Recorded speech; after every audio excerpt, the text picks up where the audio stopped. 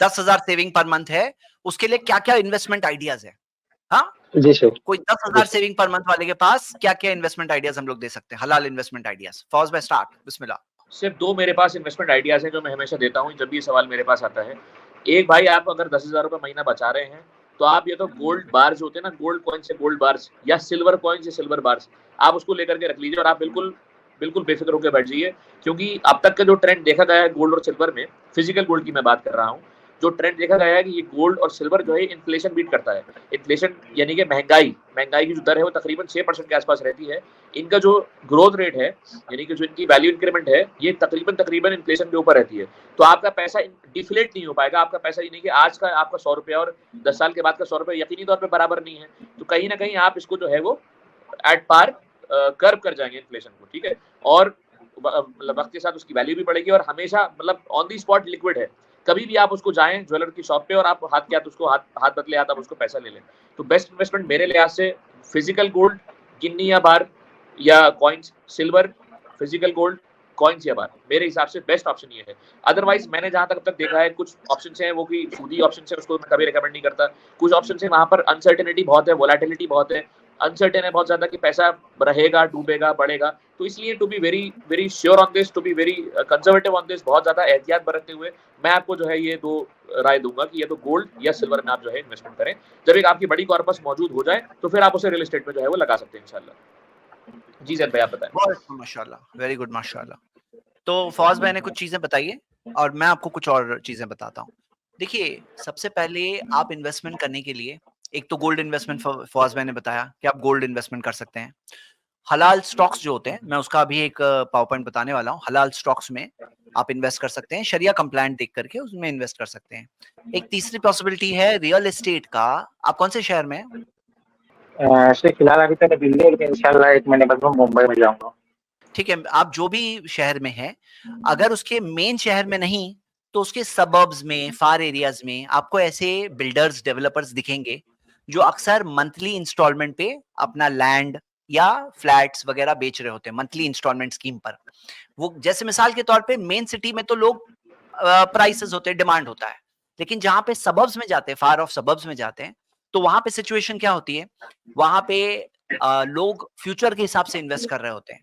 तो वहां के जो डेवलपर्स होते हैं वो इन्वेस्टमेंट यानी कि इंस्टॉलमेंट्स बेसिस पर, अगर कोई डेवलपर खुद दे रहा है तो वो हलाल है, वो ले सकते हैं उसके अंदर। हाँ, बैंक दे रही है तो नहीं ले सकते। डेवलपर खुद दे रहा है तो उसको इंस्टॉलमेंट के साथ में 10,000 आप जैसे बता रहे हैं ना, देकर आपकी एक प्रॉपर्टी बन जाएगी। इंस्टॉलमेंट स्कीम से आप आहिस्ता आहिस्ता करके खरीद सकते हैं, ये भी एक ऑप्शन है। इसके अंदर ये भी हो सकता है कि कोई ऐसा बिजनेस ढूंढो जिसके अंदर आप 10,000 करके आप इन्वेस्ट कर रहे हो अलग अलग बिजनेसेस में। जैसे आपने छोटे छोटे बिजनेसेस होते हैं, आप जैसे छोटे छोटे जो ट्रेडर्स को देखोगे स्टॉल्स लगाते हैं, और उनका अगर मान लो उनको और 10,000 मिलेगा, वो एक और स्टॉल लगा लेंगे और उसके अंदर पार्टनरशिप अपनी कर सकते हो। स्लीपिंग पार्टनर आप होंगे, हर चीज नहीं दौड़ेगी, कोई चीज फास्ट दौड़ेगी, कोई चीज स्लो दौड़ेगी। या मान लीजिए मिसाल के तौर पे कमोडिटी मार्केट में, कमोडिटी मार्केट में कुछ हलाल कमोडिटीज आप ले सकते हो, एग्रीकल्चरल गुड्स होते हैं या फिर मान लो कि कुछ मेटल्स होते हैं, वो लेकर लेकिन पोजेशन लेने के बाद बेच सकते हो आप। तो कमोडिटी ट्रेडिंग के अंदर भी 10,000 आप इन्वेस्ट कर सकते हो कमोडिटी मार्केट के अंदर। और इसके अंदर मिसाल के तौर पर कुछ ऐसे इन्वेस्टमेंट आइडियाज होती है कि मान लो मिसाल के तौर पे कुछ चैरिटी बेस्ड इन्वेस्टमेंट्स होते हैं।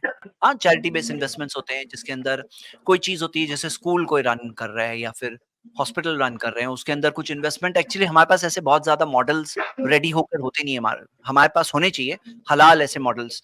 एक्चुअली सबसे बेस्ट चीज क्या होती है ना, कि हमारे पास पीयर टू पीयर, मतलब peer to peer lending structure होना चाहिए। मैं कई बार मेरे कई लेक्चर्स में ये बात बोल चुका हूं कि हमारे पास हमारा खुद एक छोटे छोटे, हमारे पास ये होने चाहिए, क्या कहेंगे इसको, बिजनेस प्रमोशन के लिए हमारे पास ऐसे ये मान लीजिए ऐसी ऐसी बॉडीज होनी चाहिए जो बिजनेस प्रमोशन के लिए, क्या कहेंगे फौज भाई इसको, मेरे जहन से वर्ड निकल गया। हाँ, मतलब कुछ इस तरह की हमारे पास बॉडीज हो जो फैसिलिटेट करे। एक्चुअली क्या होता है ना, कहानी कैसी कैसी चलती है मैं बताता हूँ। कहानी ऐसी होती है ना, एक आदमी पैसे लगाया और दूसरा आदमी उसका पैसे लेके भाग गया, और फिर उसकी हिम्मत टूट जाती है पहले वाले की, और इसके बाद में वो किसी और के ऊपर भरोसा नहीं करता है, ऐसे सब होने लगता है। तो इसके अंदर होना क्या चाहिए, हमें ऊंट को बांधना भी चाहिए। और मैं ऐसा कहता हूं कि एक आदमी पर्सनली, एक आदमी खुद उस तरह से रूल्स अप्लाई नहीं कर पाएगा। तो क्या होता है कि एक बॉडी हो जो यहाँ पे इनको पैसों की जरूरत है, इनको पैसे इनके पास है, तो दोनों के बीच में एक बॉडी रहे जो क्या करे, उसके अंदर ट्रांजैक्शंस के अंदर जो उसके, मान लो उसका कॉन्ट्रैक्ट बनाए, उसके अंदर विटनेस ले, उसके अंदर गारंटी जहां रिक्वायर्ड है वहां गारंटर ले, जहां पे सिक्योरिटी रिक्वायर्ड हो सिक्योरिटी ले। तो ऐसे कितने सारे लोग हैं जिनके पास पैसा आइडल होता है और जो पैसे से वो कुछ अच्छा बिजनेस कर सकते थे, कुछ कमा सकते थे, और नहीं कर रहे हैं। सिर्फ इसलिए नहीं कर रहे हैं क्योंकि उनके पास ऐसी ऐसी चीज नहीं होती और खुद उस तरह से रीइंफोर्स नहीं कर पाते। तो ये भी एक मॉडल है जिसके अंदर किया जाए। अच्छा, एक और चीज है जो एग्रीकल्चरल इन्वेस्टमेंट्स भी है ना, बहुत अच्छे रिटर्न्स होते हैं, लेकिन हर किसी के पास एक्सेस नहीं होता कि एग्रीकल्चरल इन्वेस्टमेंट्स के अंदर कैसे इन्वेस्ट करें। एक और चीज पॉसिबिलिटी है कि छोटी मोटी कोई प्रॉपर्टी लेकर उसको रेंट पे दिया जाए, वो रेंटल इनकम हो, और छोटी मोटी चीज कोई हो। ये हंड्रेड्स ऑफ आइडियाज है, उसमें से आदमी देखे कि कौन सी बेस्ट आइडियाज है और वो देख करके फॉरेन एक्सचेंज में इन्वेस्ट कर सकते हैं। फॉरेन एक्सचेंज के अंदर लेकर के फॉरेन एक्सचेंज रख लो जितना अलाउड। फराज भाई लीगली जरा बताओ कितना फॉरेन एक्सचेंज लेके रख सकता है कोई इंसान, क्या है उसकी लिमिट? असल में अलग-अलग चीज़ है, इंडिया में आने के लिए अलग है और इंडिया से बाहर जाने के लिए अलग है। तो इस हाँ, स्पेसिफिक मैं मतलब आपको लिमिट नहीं बता सकता अभी, बट हाँ, अंदर ही उसमें अंदर अलग-अलग फॉरेक्स खरीद के अगर कोई रख रहा है, फॉरेक्स का पर्टिकुलर कोई डॉलर के प्राइस अगर बढ़ रहे हैं समथिंग, वो जो जायज दायरे में कुछ कर सकता है इंसान। हमारे पास हदीस है सही बुखारी के अंदर जहां दो सहाबी, जैद बिन साबित और दूसरे कौन से सहाबी है, नहीं जैद बिन साबित नहीं थे, दो सहाबी, वो बताते हैं कि वो लोग नबी सल्लल्लाहु अलैहि वसल्लम के जमाने में फॉरेन एक्सचेंज का काम किया करते थे। यानी कि फॉरेन एक्सचेंज बोल रहा हूं मैं, सोने और चांदी, दीनार और दिरहम का काम किया करते थे, इंटरचेंज, एक्सचेंज। और नबी सल्लल्लाहु अलैहि वसल्लम ने उसके अंदर रोका नहीं, यानी कि किया जा सकता है कि आप करेंसीज में डील करो, ये भी अलाउड है कि देखो कि फला करेंसी अच्छा परफॉर्म कर रही है, उसका आपने लेके रख दिया, 2 महीने 3 महीने बाद बेच लेते गए और फिर बेच रहे हो जहां पे बेचने की बात है। फौज में आप गाइड करिए इसकी लीगल पॉइंट ऑफ व्यू को। नहीं, असल में ये तो एक अगर आप उसको बिज़नेस के तौर पे करें तो वहाँ पर तो लीगल ऑब्लिगेशंस हैं। बट फॉरेक्स के तौर पे जहाँ तक बात है, आप कुछ डॉलर्स लेके रख लीजिए। अभी मैं इसमें इसलिए रिकमेंड नहीं करूँगा क्योंकि मार्केट बहुत वोलेटाइल है फॉरेन फॉरेन करेंसी की भी। अभी हाँ, अगर आप पिछले कुछ वॉलेट टाइम से देखें तो पता लगा ये अपने इन्वेस्टमेंट करने के लिए गए और वहाँ पर इन्वेस्टमेंट इनका जो है कहीं न कहीं ज़रा-सा भी थोड़ा-सा नीचे चोक मारा, तो फिर ये परेशान हो जाएँगे। तो इसलिए वोलेटिलिटी के लिए जो छोटे इन्वेस्टर्स होते हैं जिनके पास कॉर्पस कम रहता है, मैं कभी भी उनको ये फॉरेक्स के लिए गाइड नहीं करता। नॉर्मली ठीक है, आप लेके रख सकते हैं, प्रॉब्लम नहीं है उसमें। बट इशू क्या है ना, इशू ये है कि वहाँ पर फिर आपको एक नंबर पे सब ट्रांज़ैक्शन करना पड़ेगा व्हाइट में, फिर उसका रिकॉर्ड्स हैं, फिर वो बहुत एक बहुत कम्बरसम चीज़ हो जाती है। अनलेस कि अगर आप कोई फॉरेक्स डीलर हो, it is okay, it is good, but as far as investment is concerned, I would not recommend forex to be as a source of investment या as a point of consumption to be on investment. Ji.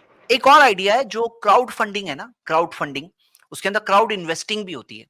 Crowd investing भी होती है। जैसे मिसाल के तौर पर कोई है जो स्टार्टअप कर रहा है और बोले कि मैं फला-फला प्रोडक्ट मेरा स्टार्टअप में मैं इतने-इतने बना के दूँगा और ये चीज़ का मार्केट प्राइस इतना होने वाला है, लेकिन मैं स्टार्टअप के हिसाब से मैं इन्वेस्टमेंट के पॉइंट ऑफ व्यू से सस्ते में दे रहा हूँ।